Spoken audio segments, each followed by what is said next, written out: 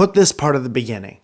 If you stick around to the conclusion of this, I promise to keep it short. The conclusion's the most important part. Let's have some fun along the way, but conclusion's the most important part. It is not uncommon for a single person to have married friends. It's even more not uncommon for those married people to give the single people advice. It is not uncommon for that advice to be confusing because the single person hasn't gone through it yet. Should you listen? What does it even mean? I'm here to decode some of that horse shit. Sometimes the married couple will say something like, it'll come to you when you stop looking for it, / it'll happen when you least expect it. That's code for stop being so thirsty and wound up and frustrated and you're upset.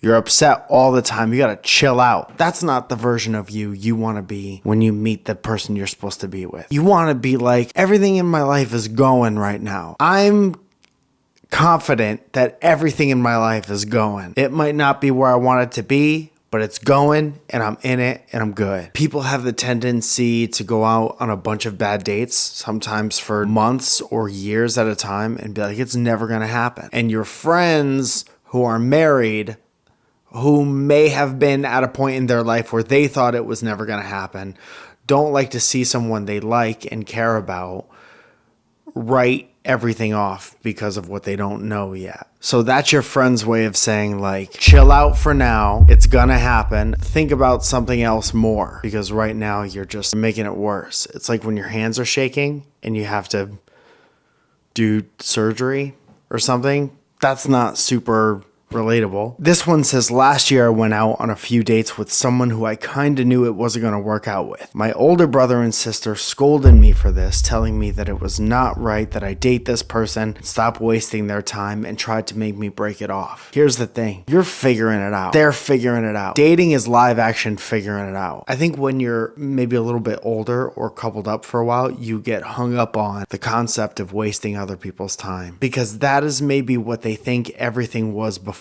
they met the person they're supposed to be with, but it's not a waste of time. You have to explore all the possibilities before you're like, absolutely not, or yes. It's okay to see where it goes with someone that you're on the fence with. It should go somewhere.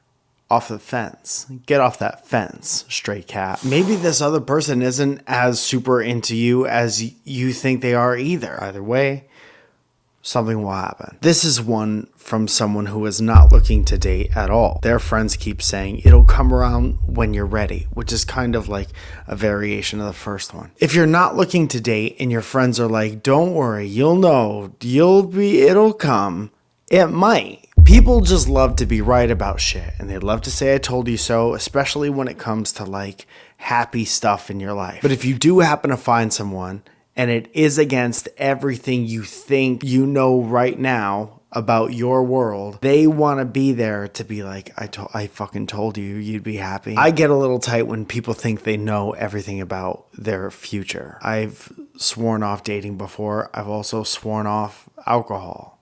People swear off all kinds of stuff. Next thing you know, you're in love kneeling down in front of a toilet next weekend. How do we get here? That's love. I got the advice to not trash men or women online. That's good advice. If your online persona becomes trashing the opposite sex online or the same sex, depending on who you want to date, here's what's going to happen. You're going to go out for a nice first date and you're never going to have a second date again because you're going to exchange information. That person's going to go online, watch all of your stuff to get the full... Dude, everyone's always in the mindset of like the better things out there.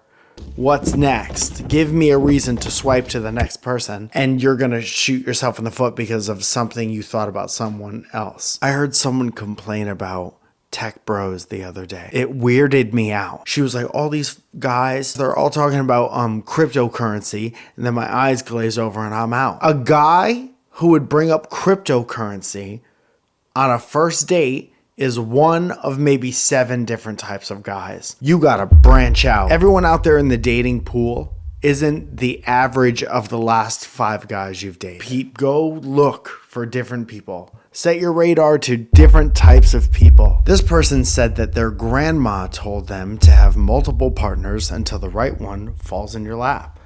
Sounds like grandma's pretty hot. Also sounds like you're leaving room for several people to fall into your lap, and I'm 100% with grandma. When you settle down with someone, you gotta know that you like them in a well-rounded sense. It helps to have an idea what's out there. There's nothing to decode here. And this is my point. Thank you for sticking through to the conclusion, because this is the whole thing. Put this part at the beginning.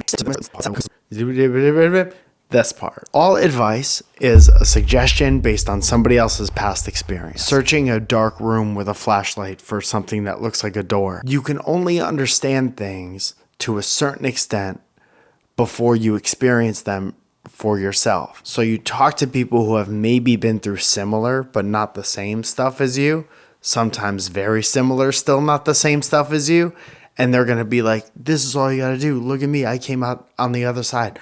But that's them, dude. As much as your friends and family and whoever wants to guide you perfectly to the best possible outcome and steer you away from everything that's going to hurt and suck, they can't do it. Like it too much to drop it. But drop it like it's hot. On the 15th of March, we're doing Surrounded in San Diego. This Saturday, the 8th, I'll be in the Belly Room at the world famous Comedy Store. And there's a bunch of other shows happening this week and next, especially around the LA area. I'm traveling a bunch in the future. I'll let you guys know when that's happening. Come out to a show. Come say hi. Come. That's my advice. Come. All right. Like in the morning.